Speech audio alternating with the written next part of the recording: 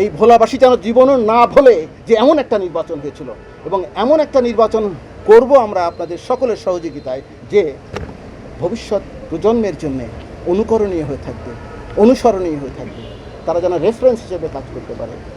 Vote কেন্দ্রের মধ্যে যেতে হলে অনুমতির প্রয়োজন নেই, তবে ভেতরে যে প্রিজাইডিং অফিসারকে আপনার পাসটা দেখিয়ে অবহিত করবেন, দেখেন অবহিত করবেন, বাট এই অরিজিনাল পাসধারী হতে হবে।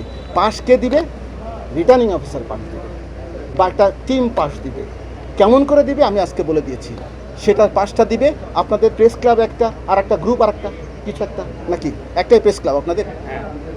সেই প্রেস ক্লাবের সাধারণ সম্পাদক এবং সভাপতিকে ডাকা হবে, এবং যে যে অ্যাপ্লাই করবে সেই কাগজগুলো দেখা হবে ওখানে ইনস্ট্যান্টলি, এবং জেলা তথ্য অফিসারও থাকবে, ইনস্ট্যান্টলি সবাই মিলে পাসটা দেওয়া হবে।